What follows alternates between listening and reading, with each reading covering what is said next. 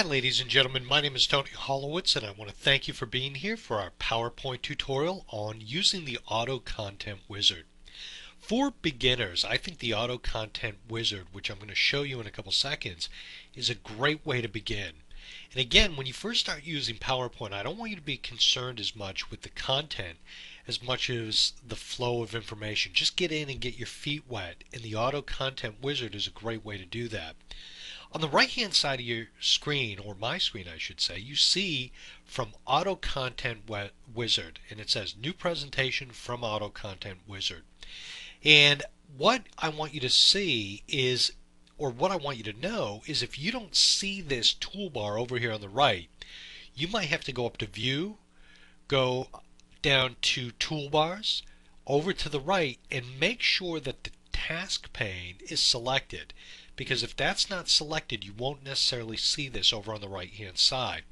If you see this task pane but you don't see the right thing, you're not seeing the AutoContent Wizard, there are arrow keys here that you can go forward and back. So if someone was using PowerPoint and they've navigated away from this specific area, you might want to go forward or back just till you get here. So the first step is you have to have sort of an idea for a presentation. And what I want you to think about when you're doing a presentation is, I want you to think like you're producing or directing or creating a movie. And that movie has different scenes, it has settings, it has all the information you need to convey a point or a story. So keep that in the back of your mind and we'll come back to that. But when you start, click on From AutoContent Wizard. And the reason I want you to do this is because this is going to start the process of a PowerPoint presentation. After I get done with this, you'll see what's occurred and you'll see why this is a good starting point.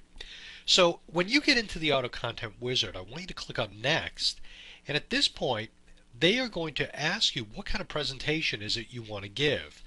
They have what are called general, corporate, projects, or sales and marketing. If I want to see, for example, the projects, I can click on this and it will give me different types of outlines. And again, you'll see what I'm talking about once we get through this process as to the kind of outline.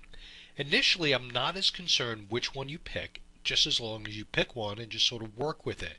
Because again, to learn PowerPoint, you have to practice. I'm going to click on General, and I'm going to click on Generic, and then I'm going to click on Next. Now, what kind of presentation is this going to be? Again, I don't want you to get caught up initially with some of these details. But what I want you to do is have this presentation show up on your computer screen. So you can have someone looking over your shoulder or sitting next to you and you could run a presentation. You can change this later if you need to. So we're just going to keep on-screen presentation and click Next. Now, what is the presentation title? Now, when you work with PowerPoint, long before you sit down with PowerPoint, you're going to want to be aware of the fact that you have to have these ideas and concepts down on a piece of paper before you ever sit down to do it in PowerPoint.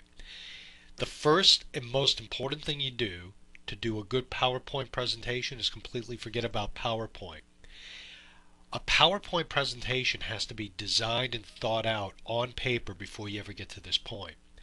We're doing this a little backwards for our illustration or teaching purposes. So I'm going to come up with a presentation title. Making a peanut butter and jelly sandwich. And I'm going to make it just simple PB&J, peanut butter and jelly. Making a PB&J. Should we put some space in here? Let's see. Let's go and put it like that. I don't know if I like that, but that's okay. An American tail is going to be our... Well, let's put in, instead of an American tail, an American sandwich. Oh, there we go. An American sandwich. And I don't know if it's an American sandwich, but I'm going to call it as such. So we have our presentation title. We have a footer, and you'll see how that will come into play. In our footer, we're going to have the date that this presentation was last updated and the slide number. I'm going to click Next.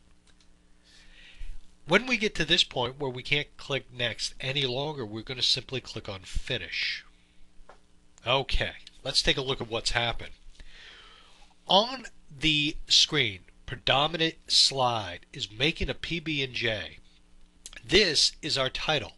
I'm the author, Tony Holowitz. Here we have the date down at the bottom, and then in the footer, an American sandwich. Okay. So we have used the AutoContent wizard to start the outline of our presentation. If I draw your attention over here on the left-hand side, here is the outline. And this is what the AutoContent wizard has done.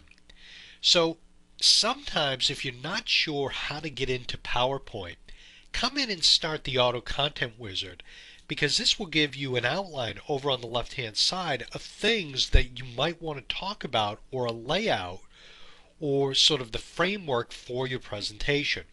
So the introduction, we want to state the purpose of this discussion. Okay? And what I can do is I can edit it right here, or I can actually edit it on the slide. So when we're working with a presentation the very first time, the AutoContent wizard gives you the layout you need, or the thought process you need to start the presentation. So in our next tutorial, we're going to come in and sort of go past the AutoContent wizard because we've set it up, and we're going to actually start working on the presentation and some of the thought process behind this. My name is Tony Holowitz. Thank you so very much for seeing how the AutoContent wizard works. It's a great tool for getting you started. Thank you.